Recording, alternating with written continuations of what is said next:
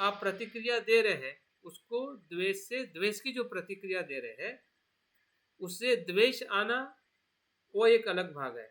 लेकिन जब आप उसको प्रतिक्रिया दे रहे हैं तो भीतर में जो द्वेष है, जो क्लेश में जो द्वेष है, वो आपको प्रतिक्रिया देने के लिए प्रवृत्त कर रहा है, नहीं कि उसका द्वेष या उसने जो कुछ कहा है वो कारण नहीं हमें प्रवृत्त करने के लिए। लेकिन हमें ऐसा लगता है, क्यों? क्योंकि हम तब जागरूक नहीं होते हैं या ध्यान से हम उस प्रक्रिया को समझते नहीं है। अभी समझने के लिए कभी कभी हमारी जागृति अगर उस क्षण में नहीं है, जिस समय में ऐसी घटना हमारे साथ में होती है, तो हमने बाद में उसका विश्लेषण करना चाहिए। जरूर नहीं कि उसी समय, कभी कभी हम इतने सजग नहीं होते और हम प्रतिक्रिया दे देते हैं, तो उसके बाद में भी हमें ढूंढने की ज़रूरत है कि मैंने प्रतिक्रिया दी तो क्या था, क्या था उसमें, कि प्रतिक्रिया देना ज़रूरी था कि मैं प्रतिक्रिया को रोक भी सकता था। अगर अगर इतना भी हम विश्लेषण करना सीख जाते हैं तो कहीं ना कहीं इस मन के गहराई में हम पहुंच सकते हैं। अगर हम विश्लेषण नहीं करेंगे, हो सकता है कि इंस्टेंट तो हम जागरूक नहीं रहेंगे, मतलब हम कितना भी हम प्रयास करें, लेकिन बाद में भी अगर हम जागृति से उसको समझना चाहते हैं तो ज़रूर हमें हमारे जो कर्म का जो परिणाम जो है उसको हम बदल सकते हैं। क्योंकि वहाँ पे भी आपको ऐसे ऑप्शन मिल सकते हैं कि अभी आपको क्या करना है, क्योंकि आपने जान लिया कि भाई ऐसा होने के पीछे मेरा भी द्वेष है, मेरे भीतर भी द्वेष है, जिसके कारण मैंने उसको प्रतिक्रिया दी है। तो आपको उस व्यक्ति के प्रति एक तो क्षमाशीलता का भाव बढ़ेगा कि नहीं, मैंने उसको माफ़ करना चाहिए या मैंने सॉरी बोलनी चाहिए, क्योंकि आपने जान लिया कि आपका द्वेष जो आया है, भले वो एक निमित्त कारण ज़रूर था, लेकिन मेरे भीतर भी द्वेष था या है, क्योंकि मेरे भीतर क्लेश है। क्योंकि जो भी मेरे भीतर ऊपर जो मुझे दिखाई दे रहा है उसकी जो जड़ जो है एक क्लिष्ट मनोविज्ञान है। तभी कहीं ना कहीं हमारे व्यवहार में सही अर्थ में हम समझ के अगर बदलाव लाते हैं तो मन की जागृति जो है वो और बढ़ सकती है। हम बदलाव लाते हैं लेकिन हम क्या कहते हैं, मन को समझ के बदलाव हम नहीं लाते हैं। हम ऐसे ही कर लेते हैं कि हाँ चलो ये ठीक है, ये ठीक है, ये कर लेते हैं, वो लोग वो कर रहे हैं तो ये सही होगा, हम भी ऐसा कर लेते हैं। वो दान दे रहा है तो हम भी दान देते हैं, वो भी शिल का पालन कर रहा है, हम भी शिल का पालन करते हैं। हाँ? तो कहीं ना कहीं हमारा जो अच्छा आचरण जो है एक दूसरे की प्रेरणा से, एक दूसरे के, क्योंकि हम सामाजिक प्राणी हैं, ऐसा होना, ऐसा करना प्राथमिक तौर पे ठीक है। जैसे कि एक बच्चा होता है, बच्चों को हम सिखाते हैं कि भाई अच्छा ये करो, ये करो, तो बच्चा वैसा करता है और वो नेचुरल है। लेकिन जब बच्चा बड़ा होता है तो आपके कहने से नहीं करता है, क्योंकि वहाँ पे उसका ईगो स्टार्ट हो जाता है, उसका सेल्फ थिंकिंग स्टार्ट हो जाता है। फिर आप कितना भी उसको कहो वो नहीं मानेगा, वो अपने मन से करेगा। तो यहाँ पे भी कहीं ना कहीं हमें अपने मन को समझ के जो अच्छी बातें हमें लोग सिखा रहे हैं तो ऐसे ही हमें नहीं लेनी है। और इसलिए बुद्ध सजग हमें करते कि भाई मैं जो कह रहा हूँ उसको आप ऐसे ही मत मानो। बुद्ध को पता था कि लोग ऐसे ही मानने वाले हैं या मानते हैं। बुद्ध ने हमें जागरूक कर दिया कि तुम ऐसे मत मानो कि जो किसी ने कह दिया या चल रहा है, अच्छा है, सब लोग करते हैं, हाँ, सब कुछ अच्छा हो जाता है, सुख मिलता है, शांति मिलती है, हाँ, तो ऐसा ही आप मत करो। उसका पहले आप परीक्षण करो, चिंतन करो, विश्लेषण करो और अपने मन के कसौटी पर, हाँ, उसको जांचो कि हाँ ऐसा ही है। ये जो तर्क वितर्क चिंतन और जो अनुभव लेने का जो काम जो है वही तो मनोविज्ञान का काम है। अगर वो वहाँ से काम अगर सही करेगा तो क्लेश को तोड़ने के लिए हमारे पास में ऊर्जा आएगी। क्लेश टूट सकता है जब मनोविज्ञान उस स्तर पे काम करता है जिसको हम चिंतन में प्रज्ञा कहते हैं। अगर चिंतन में प्रज्ञा में अगर हमारा मन परिपक्व नहीं है या ताकतवर नहीं है, तो क्लेश या क्लिष्ट मनोविज्ञान वो अपना काम तो करने वाला है, क्योंकि उसमें वो जड़ है कि जो इतने सालों से वो बन चुकी है, तो उसी प्रकार से वो रिएक्ट करेगा, जिसको हम रिएक्टिव माइंड कहते हैं या प्रतिक्रिया देने वाला मन कहते हैं। तो इसलिए उसको अभिधर्म कोश में 6 प्रकार के मूल क्लेश बताए हैं, जिसमें राग है, द्वेष है, अविद्या है, मान है, विचिकित्सा है और दृष्टि है या मिथ्या दृष्टि है। योगाचार दर्शन में कहते हैं कि क्लेश कल्पित आत्मा के मूर्त रूप लेने के कारण उत्पन्न होता है। ये सभी क्लेश क्यों उत्पन्न होते हैं कि जो आत्मभाव के प्रति आसक्ति होती है, मतलब आत्मा को हम सत्य मानते हैं, स्व को सत्य मानते हैं, स्व को हम पकड़ के रखते हैं, इसलिए सब क्लेश उत्पन्न होते हैं। जितने भी क्लेश है, जो इसमें 6 क्लेश बताए गए हैं, ये सभी 6 क्लेश सिर्फ कल्पित आत्मा, जबकि वो सत्य नहीं है, इसलिए उसको कल्पित कहा गया है। कल्पित मतलब काल्पनिक, जिसको हम भ्रम कहते हैं। जैसे कि आप रेगिस्तान से चलते हुए आपको रेगिस्तान में पानी जैसा कुछ दिखाई देता है, लेकिन आप जैसे क्या बोलते हैं, हाँ, तो जैसे आप उसके समीप जाते हो तो वहां पे पानी नहीं होता है, लेकिन दूर से आपको लगता है कि वो पानी है। वैसे ही जो हमारा स्व जो है, वो नहीं होते हुए भी महसूस होता है,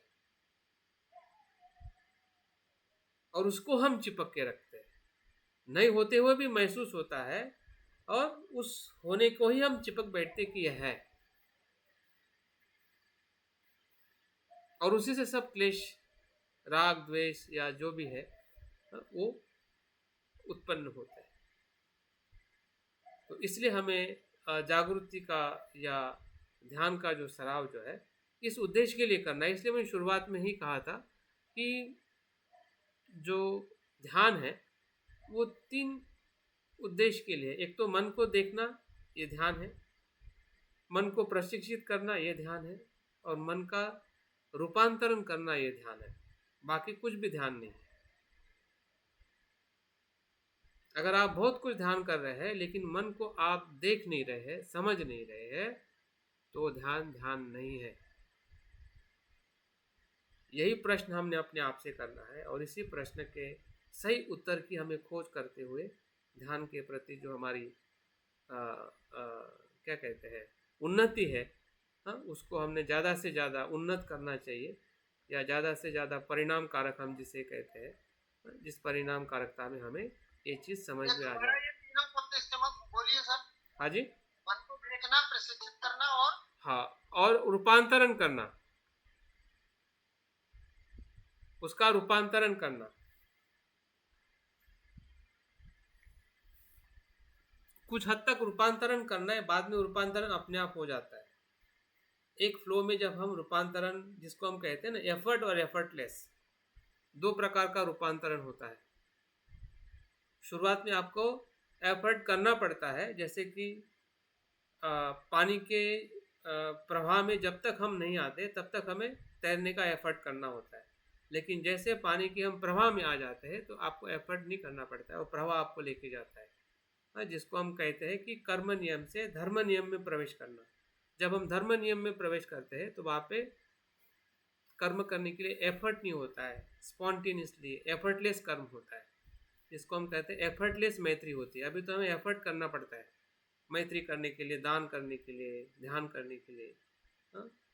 जैसे कि कोई पक्षी उड़ता है तब वो एफर्ट करता है, पंख हिलाता है, लेकिन जैसे वो एक अपने आकाश के एक जगह पे जाता है तो उसको पंख हिलाने की ज़रूरत नहीं होती है, ऐसा ही स्थिर रख के आराम से उड़ता है। तो वो रूपांतरण, जिसको हम संपूर्ण रूपांतरण कहते हैं, और यही बात हम जो 8 विज्ञान जो सीख रहे हैं, तो उसको 8 विज्ञान को 4 प्रकार के ज्ञान में रूपांतरण किया जाता है। जो हम 4 प्रकार के जो बुद्ध या 5 प्रकार के जो बुद्ध देख रहे हैं, वही एक प्रकार से इस 8 प्रकार की चेतनाओं का रूपांतरण है, हाँ, इसमें जो 8वीं चेतना जो हम कल देखने वाले हैं, जिसको हम आलय विज्ञान कहते हैं, वो दर्पण ज्ञान में परिवर्तित होती है। दर्पण से युक्त जो ज्ञान जो है, आईने जैसा ज्ञान, उसमें वो रूपांतरित होती है। जो आज हम जो 7वीं जो चेतना देख रहे हैं, तो वो है समानता के ज्ञान में रूपांतरित होती है। जो हमने सुबह रत्न संभोग का ध्यान किया, समानता का ज्ञान है, समानता की प्रज्ञा है। जो छठा चेतना जो है, जो मनोविज्ञान हमने कल कल ध्यान किया था, वो है गहन अवलोकन, डीप अंडरस्टैंडिंग एनालिसिस, जिसको डिस्क्रिमिनेशन करते हैं। चीज़ों के गहरे भीतर भीतर तोड़ते तोड़ते तोड़ते लोभ को भी तोड़ देता है, द्वेष को भी तोड़ देता है, देखता है कि उसके भीतर क्या है। गहरा अवलोकन करते हैं सभी धर्मों में। तो छठे प्रकार का विज्ञान है। और पहले से जो 5 प्रकार की चेतना है, वो निष्पादित कार्यवाही की पूर्णता, संपूर्ण कर्मता का अनुभव है।